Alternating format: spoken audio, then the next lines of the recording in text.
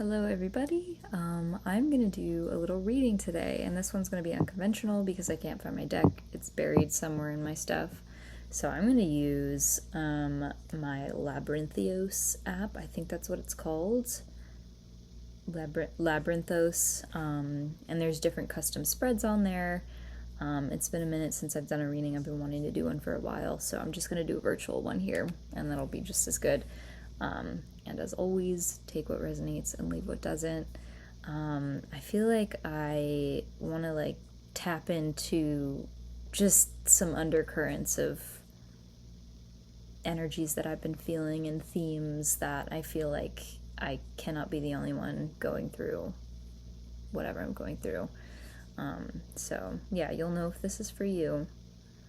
And let's just see here. And I'm going to read this and interpret it the way that I do. So I picked a tower spread, and it's shaped like this. Sorry, you can't really see that. There's the foundation, which I'm seeing as kind of the core, maybe subconscious issues. And then there's the center layer, which is kind of like some unstable bones that maybe need to change or be shaken. And then there's the top, which might be dreams or aspirations, and then there's a piece that's kind of falling off right there, which represents a weight or something that is kind of tipping the scales out of balance in your life. So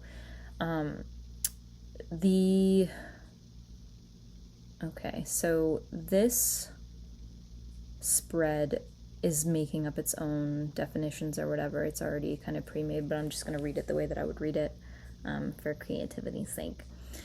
So if this is your message, you could be experiencing, so we have the Emperor as the card that's kind of toppling over and creating that weight imbalance. So that could represent overbearing masculine energy or oppression, and I'm getting not being able to speak or use your voice.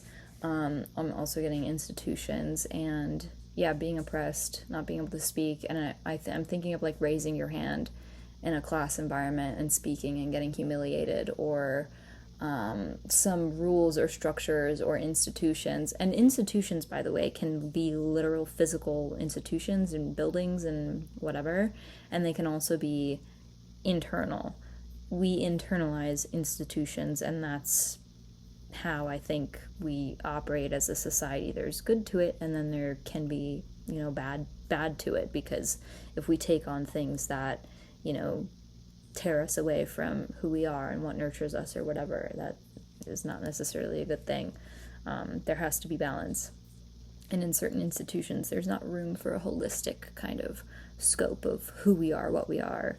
And the most classic, I can pull it out of my pocket example, is how, a lot of children were shamed for having emotions, and, tantrums were seen as tantrums and bad things when they're just literal children.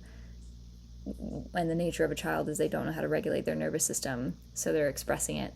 And instead of redirecting them, supporting them, empathizing, understanding, we shame them. And that's an institution. The institution of this false belief that emotions are harmful or negative or whatever. Anyway, just an example. So there could be something that feels like shackles in your mind, or a grip that you could not escape from, or I don't know, kind of an imprisoned feeling. And then the keywords for the card here are authority, structure, control, and fatherhood. So overbearing restrictions or shackles could be coming apart in your life, or you could have recently had a breakdown over something that you just couldn't take it anymore. I'm hearing screaming, I can't take it anymore. I'm hearing that. And then it's almost like your innocence. We have the Page of Cups here as the top of the tower. Keywords: happy, surprise, dreamer, sensitivity. And so I feel like for those of you who this message is for, you could really be craving a sense of innocence and almost like your childlike, whimsical, wonderful, imaginative, just innocence, going out in the world and smiling because you're so entertained by the way that a leaf is falling through the sky. Or you see a snail and it makes you ecstatic because, oh my God, it's a snail. Snails are so cool. Or you could be, I don't know, I'm thinking of sharks. I'm thinking of nature. I'm thinking of animals. And it's just wonderment from the natural world and this enchantment and an engagement with what is. And it's like this free joviality and joy. And it's like the version of you before, other people came in and ruined it or stripped you of your joy. And it's almost, I'm getting the sense or the visions of like you having your joy and then someone coming in and swiping it away from you, or shaming you for having joy, or making you wrong somehow for expressing yourself joyfully, or I don't know, like I'm seeing like a child's hands covered in dirt and they're happy and they're exploring the earth and they're playing with earthworms and, whatever, talking to bugs and hanging out in the grass, and a parent comes along or a babysitter comes along and they like shame the kid or you for having dirt on your hands, but it's like, bitch, I am connecting with the earth. I am negatively ionizing my body. I am restoring my health. I am cultivating my passion. What if the kid would grow up to be a biologist, like working in the field and working with plants and dirt and everything, and then their guardian, the person that they were supposed to trust and rely on for stability and security, they came over and they ripped away this sense of wonder. And I feel like with that being at the top of the tower and the emperor being the piece that's out of balance, there could have been a sense of just this overbearing, restrictive feeling. Even if these examples are not direct to you, there's a general theme of restriction and overbearing and control on top of your sense of emotional fluidity and innocence and wonder and like whimsy, with the Page of Cups there at the top. And then in the center of the spread, we have the Three of Swords, and then in reverse, we have the Ten of Swords. Okay, yeah. I feel like for those of you who this is for, there was a central event or theme or realization or trauma, and it can vary in severity or depth from person to person depending on who is watching this. But Three of Swords is classic heartbreak card, and so there was some kind of injury or separation or abrupt ending or abrupt kind of maybe shock or grief or something like that. And then Ten of Swords in reverse symbolizes not only an end of a cycle, but almost reconciling with the end. And it's like this feeling of surrendering to the weight of something that has ended or some cycle that's really heavy. And you're in this place where you're like exhausted and burnt out from the weight of it. And on the other side of that card, there's this realization and understanding that it's only, going up from here. I think this card literally says, yeah, can't get worse, only upwards, inevitable end. It's the Ten of Swords in reverse. Three of Swords, heartbreak, suffering, grief. So I feel like maybe something like that happened. You realized a part of yourself, a fragment of your psyche is maybe coming back inside of you, and so you're beginning to process more or feel more or connect with layers of yourself that you maybe were out of touch with or were triggered by a recent event or something like that, and they're in the center of your kind of foundation right now, shaking things up. And then the foundation, which is also coming down because it's not strong enough or it doesn't have the right reinforcements to kind of hold the growth or the version of you that you're becoming. I'm tripping on my mouth here. Okay, I think this is the High Priest is the Hierophant because we have tradition, conformity, and morality and ethics. Hangman and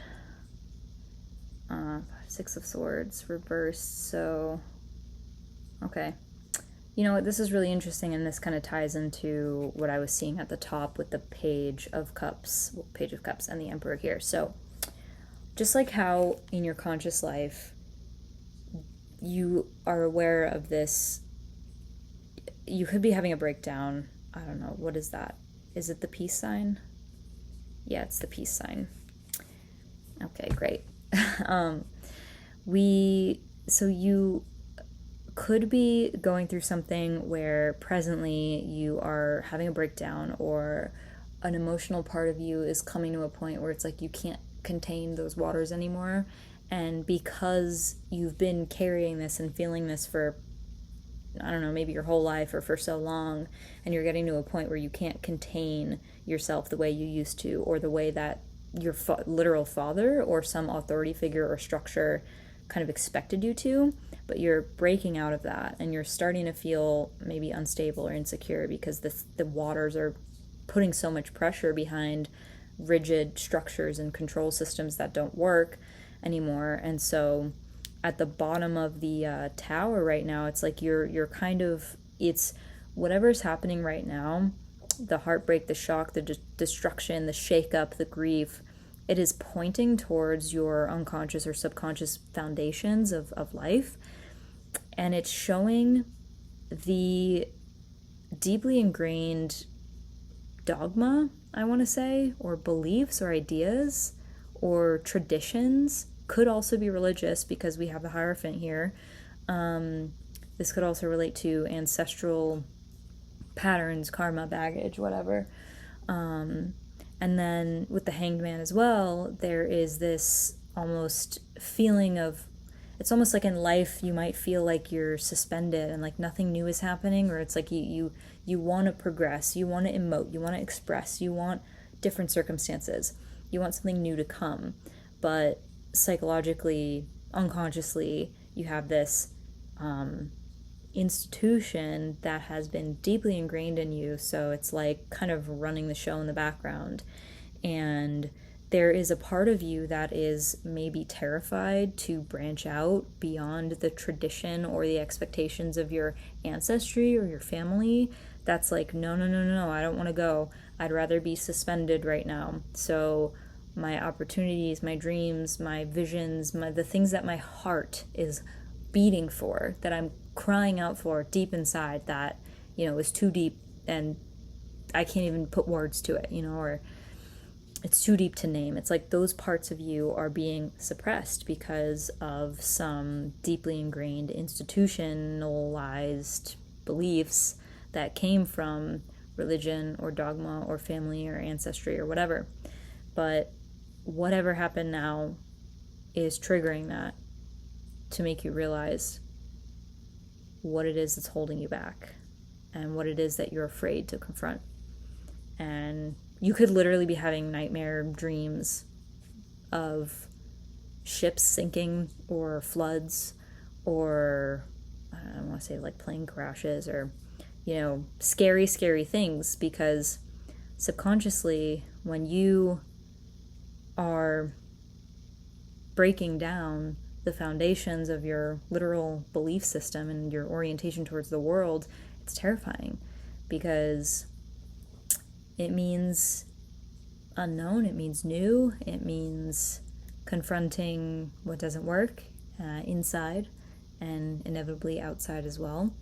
And it could have you looking at certain relationships that are built off of this comfort or familiarity that might not, suit you or whatever. But yeah, I don't know. I felt like doing a reading, so I wanted to, just do this. And I hope that it's good for someone. I feel like pulling a single card as well. So, I guess I'll just pull what is the main advice? What is the main advice that people watching need to hear? And we have the Page of Pentacles.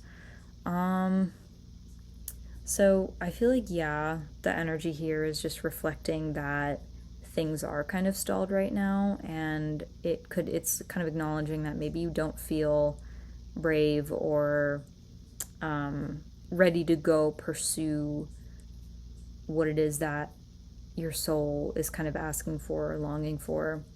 And this is kind of random, but the thing that I like about reading tarot is that on one hand, it does feel a little weird, and there's a part of my brain that's like, what's the point of this? Why am I doing this? Is this even going to be right or good for someone? And then there's another part of me that's like, well, I love archetypes, and I love storytelling, and I love sharing these kind of themes and, archetypal themes, because I feel like if it finds the right people, you know, it just can bring a sense of external reflection or validation of kind of like what's going on and whatever. And it's, you know, obviously up to you if you resonate with it. You can take what you will from it. But yeah, I mean, if this is literal instructions, I mean, it could be saying that like you need to kind of slow down or like think a little bit about how to resource yourself before you go out on a limb and take that leap, because, you know, you can't jump out of a plane without a parachute unless you want to die, you know? So let's pull one more card. So, you know, and I will say there is wisdom in your emotions and your body's reactions and things like this, and not to get ruled or governed by them, but to observe them and build a relationship with them and understand them. So what is the final piece of advice for people watching this video who need it?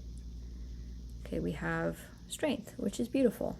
It's bravery, compassion, focus, inner strength. So this reminds me of the phrase, God doesn't call the equipped, he equips the called. And in life, when you are stepping out into the unknown, you're going to grow into the kind of person who will have been able to go through what you went through. You don't start a journey as the person that you're meant to be. You start a journey as the person that you are, and you get tested, you get stretched, you get challenged. When you go to a dance class or a workout class, you don't begin with your endorphins running, you know, with your heart pumping. You don't begin sweating. You go in and you challenge yourself and you stretch your limits and you expand your capacity and you prime your system to become stronger and more functional. And it's the same thing in life, you know? And so that's a reminder that you have it inside of you. And some things in life you need to, some challenges in life will make you remember and realize how strong you always have been. It's like when life tests us, tests our faith, tests our strength, tests our courage, we can only really access that until or after we've been put through a situation where we're stripped bare on a soul level, on a spiritual level, and we have to dig deep inside of ourselves to find any kind of superhuman reserves or strength that show us that we are connected to a source of divine strength, and we do have the capacity to get through hard things, harder than we can imagine, but we're equipped because we're given the strength. It's revealed through the contrast of the difficulty and the vulnerability. And I believe in God, and I think that God gives us strength when we are stripped bare emotionally, mentally, psychologically, when we go through these things that leave us feeling like we're at a dead end, and we need to lean on, not on our own understanding, and sniff our way, as my mom always said. Yeah, so that's exciting. I hope that this was encouraging. I hope that this story could bring someone a good, needed reflection. Again, I have no idea who this video is going to find or if it's going to get out or whatever, but I just had a feeling to do a reading, and yeah, I like to think that I can, I don't know, have something good to offer for people. So, yeah, hope that you enjoyed this, and I'll see you in the next reading, or the next video, or whatever I do.